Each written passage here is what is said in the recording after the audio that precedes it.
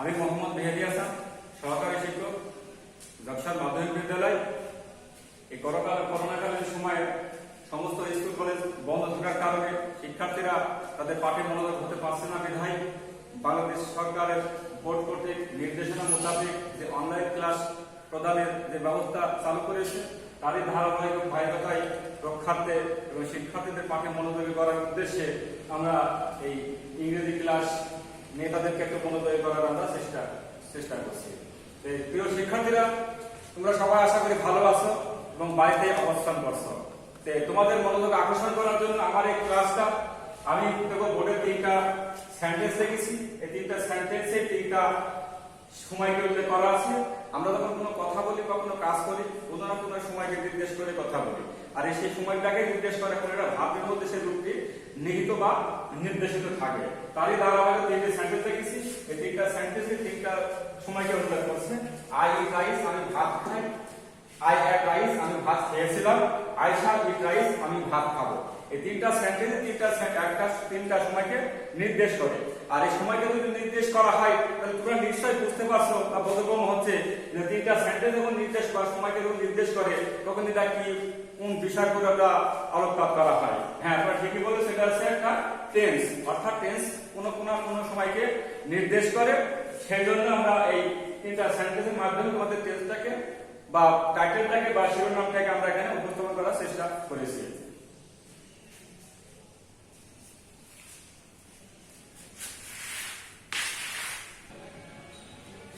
Tense শব্দটি কোথা থেকে এসেছে? টেন্স শব্দের উৎপত্তি অরিজিনাল উৎপত্তি হলো ইংরেজি ল্যাটিন শব্দ টেম্পাস হতে এসেছে। ল্যাটিন শব্দ টেম্পাস হতে এসেছে। টেম্পাস যার অর্থ হচ্ছে সময় বা ক্রিয়ার কাল। তাহলে টেন্স কাকে বলে? টেন্স আছে the term of the word which denotes the time of action is called the tense.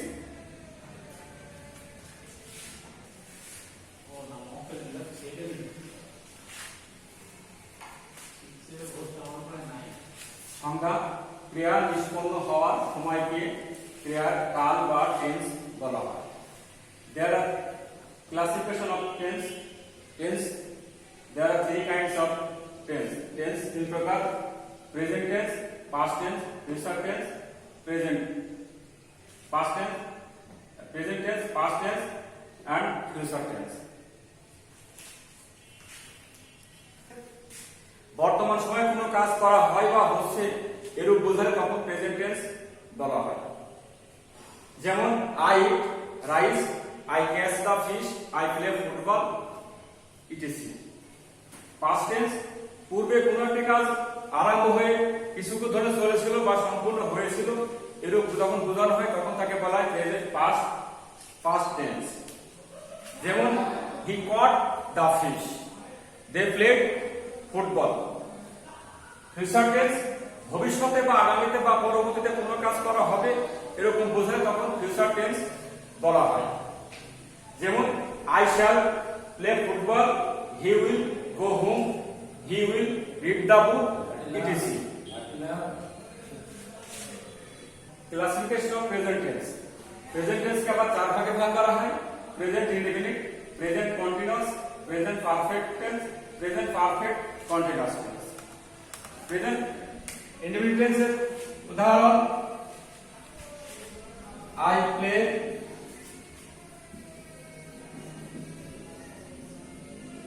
Football. Present continuous টেন্সের প্রেজেন্ট ইনডেফিনিট টেন্সের সংজ্ঞা: বর্তমান সময়ে কোনো কাজ করা হয় বা হচ্ছে এরূপ বোঝালে তাকে প্রেজেন্ট ইনডেফিনিট টেন্স বলা হয়। যেমন I write a poem, I they catch the fish. Structure হলো সাবজেক্ট প্লাস ভার্বের প্রেজেন্ট ফর্ম প্লাস অবজেক্ট। যদি সাবজেক্টটি থার্ড পারসন সিঙ্গুলার নাম্বার হয় তাহলে মূল ভার্বের সঙ্গে এস বা এস যোগ করতে হয়।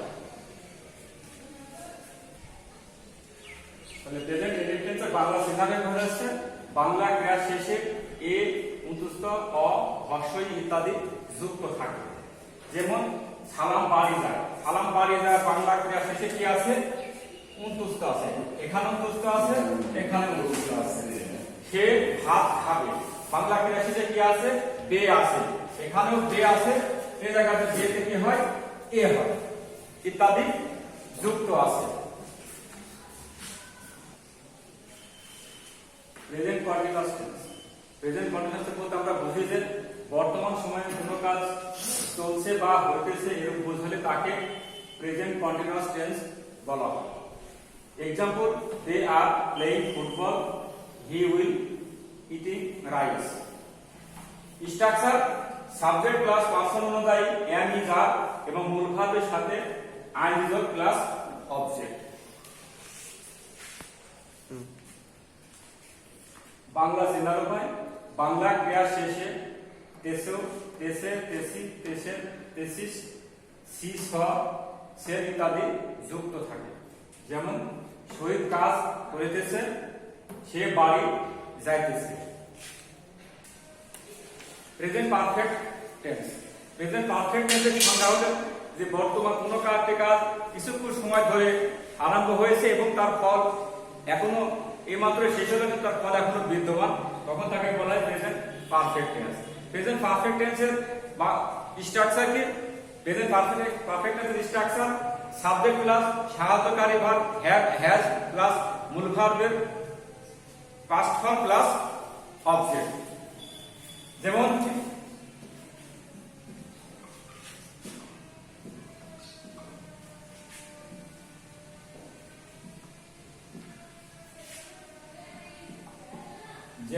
I have done the work.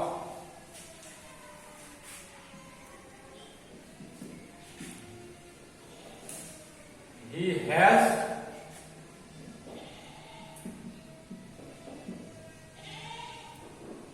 has eaten rice. Yes, Lord. I have done the work plus he has eaten rice. Yes, sir. Example, structure হলো সাবজেক্ট প্লাস সাহায্যকারী verb have oblique has plus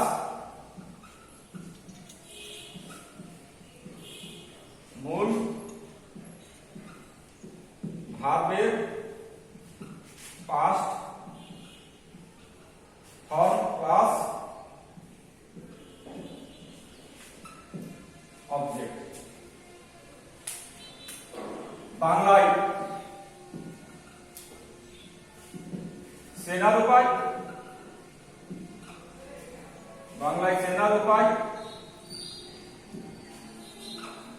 Bangla ক্রিয়া শেষে ইয়াসি, ইয়াসো, ইয়াসেন, ইয়াসিস, ইয়াসি ইত্যাদি যুক্ত থাকে। যেমন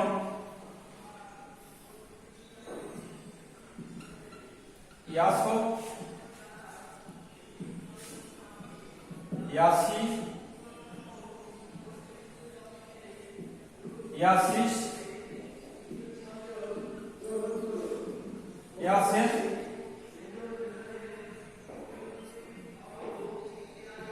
ইত্যাদি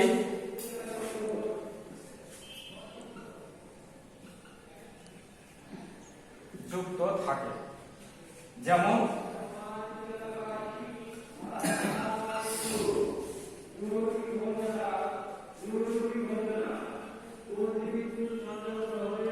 আমি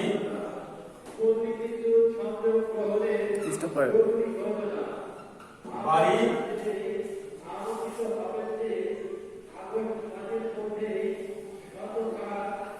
গিয়াছি।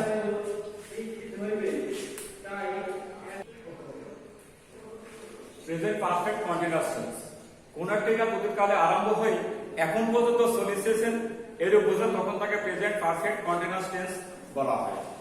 যেরকম সকাল হতে বৃষ্টি হইতেছে, সে 2 ঘন্টা ধরে কাজটি করিতেছে।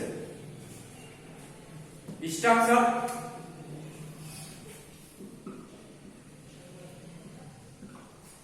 সাবজেক্ট প্লাস সাহায্যকারী ভাব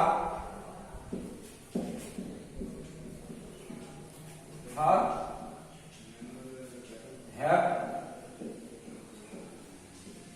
been অথবা has been প্লাস মূল ভাব এর সাথে আইএনজি যোগ plus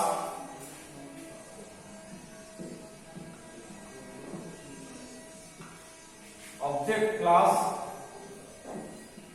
extension. Example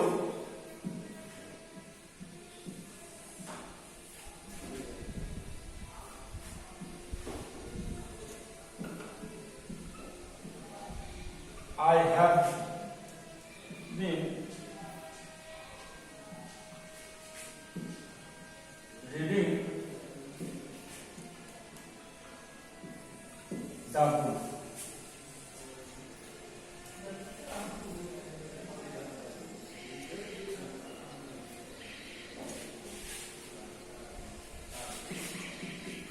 He has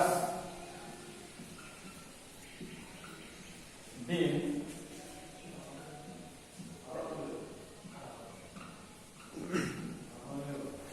writing the letter. Present perfect continuous tense এর স্ট্রাকচার সাবজেক্ট প্লাস সাহায্যকারী ভাব have been অথবা has been প্লাস মূল ভাবের সাথে আইএনজি যোগ plus object plus extension. Example I have been reading the book, he has been writing the letter. Past tense, past person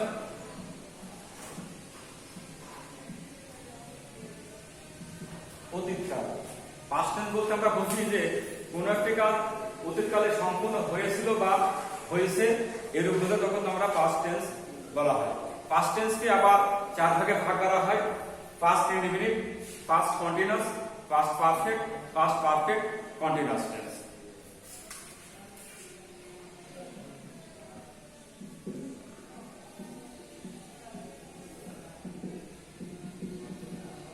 past indefinite tense, past indefinite টেন্সের সংজ্ঞা বলতে আমরা বুঝি যে অতীতকালে কোন একটি কাজ সম্পূর্ণ হয়েছিল বা হচ্ছিল এর উপরকে পাস্ট ইনডিফিনিট টেন্স বলা হয়।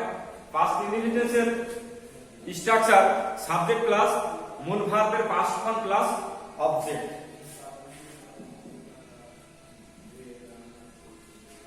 Subject plus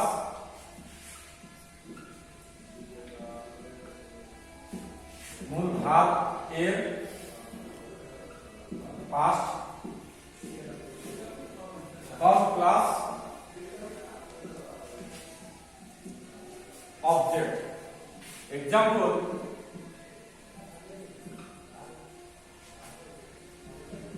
he wrote a letter. 2 number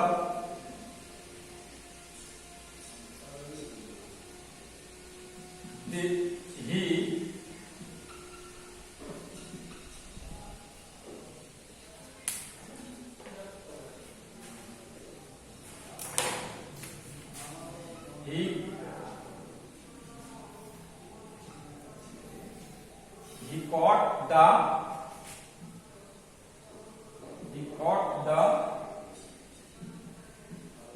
fish. He caught the fish. Subject plus মূল ভার্বের past form plus object. Example, he wrote a letter. He caught the fish. বাংলায় চেনার উপায়। বাংলায় চেনার উপায় বাংলা ক্রিয়ার শেষে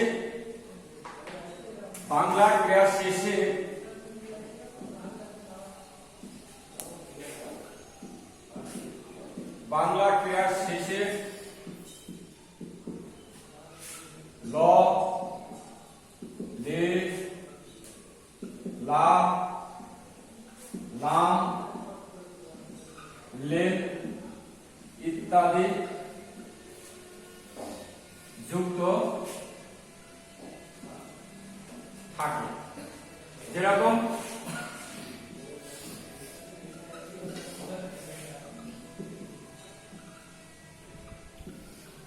সালমা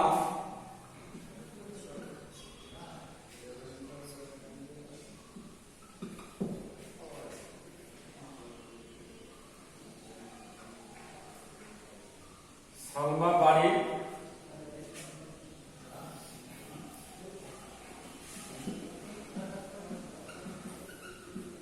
বাড়িতে ছিল। যেরকম কি আছে, ল আছে, বাংলা ক্রিয়া শেষে এখানে ল যুক্ত আছে। পাস্ট কন্টিনিউয়াস টেন্স, অতীতকালে কোনো কাজ চলছিল বা হইতেছিল এরূপ বোঝালে তাকে পাস্ট কন্টিনিউয়াস টেন্স বলা হয়। Example, Salma was catching the bird, they were playing football in the field. Structure subject plus সাহায্যকারী ভাব ওয়াজ অথবা ওয়্যার প্লাস মূল ভার্বের সাথে আইনযোগ প্লাস অবজেক্ট। বাংলায় চেনার উপায়, বাংলা ক্রিয়া শেষে এসিল, এসিলা, এসিলাম, এসিলেন ইত্যাদি যুক্ত থাকে। যেরকম কি তারা মাঠে খেলতেছিল, তারা বাড়িতে যাইতেছিল, এরূপ বোঝালে আমরা বুঝে নিব যে এটা আছে পাস্ট কন্টিনিউয়াস টেন্সের উদাহরণ। পাস্ট পারফেক্ট টেন্স, পাস্ট পারফেক্টের স্ট্রাকচার হলো অতীতকালে দুটি কাজের মধ্যে একটি পূর্বে অন্য একটি কাজ হয়েছিল, এরূপ বোঝালে তাকে পাস্ট পারফেক্ট টেন্স বলা হয়। পাস্ট পারফেক্টের স্ট্রাকচার সাবজেক্ট প্লাস সাহায্যকারী ভাব হ্যাড প্লাস মূল ভার্বের past participle form plus object plus extension. Example, I had eaten mango before he came. Two, we had reached the station after the train left. বাংলায় চেনার উপায়, বাংলা ক্রিয়া শেষে বা বাংলা বাক্যে দুটি বাক্যের মধ্যে পূর্বে পরে আগে পরে এরকম উল্লেখ থাকলে বা উল্লেখ থাকতে পারে। এ হলো প্রেজেন্ট পাস্ট পারফেক্ট টেন্সের স্ট্রাকচার এবং তার গঠন প্রণালী এবং বাংলায় চেনার উপায়। Past perfect continuous tense, past perfect continuous টেন্সের স্ট্রাকচার সংজ্ঞা হলো অতীতকালে দুটি কাজের মধ্যে একটির পূর্বে অন্য একটি কাজ সম্পূর্ণ হয়েছিল বা চলতেছিল, এর উপর তাকে পাস্ট পারফেক্ট কন্টিনিউয়াস টেন্স বলা হয়। পাস্ট পারফেক্ট কন্টিনিউয়াস টেন্সের স্ট্রাকচার সাবজেক্ট প্লাস সাহায্যকারী ভাব হ্যাড বিন প্লাস মূল ভার্বের সাথে আইনযোগ plus object plus extension. Example, mother had been cooking rice before father came. Two, the students had been making a notice after he came. Past perfect continuous tense এর স্ট্রাকচারের মধ্যে যদি পূর্বে উল্লেখ থাকলে তাহলে বেভার এবং আফটার উল্লেখ থাকলে আগে উল্লেখ থাকলে আমরা আফটার ব্যবহার করব। এই হচ্ছে পাস্ট পারফেক্ট কন্টিনিউয়াস টেন্সের স্ট্রাকচার এবং গঠন প্রণালী এবং বাংলা চেনার উপায় সহ এর পুরো স্ট্রাকচার এখানে প্রদান করা হলো। এখন আজকের মতো ক্লাসটা এখানে সমাপ্ত করা হলো। আগামী দিনে হয়তো আরো এর সাথে ভালো করে উন্নত করে ক্লাস প্রেজেন্টেশন করা হবে। তবে আমার এই ক্লাসটা সর্বস্তরের শিক্ষার্থীদের জন্য বোধগম্য করার জন্য এই ক্লাসটা এখানে উপস্থাপন করা হয়েছে। সবাই করোনাকালীন সময় সবাই ঘরে থাকবে, ভালো থাকবে, সুস্থ থাকবে। সবাইকে ধন্যবাদ জানিয়ে আমার ক্লাসটা আজকের মতো এখানে শেষ করছি। খুদা হাফেজ।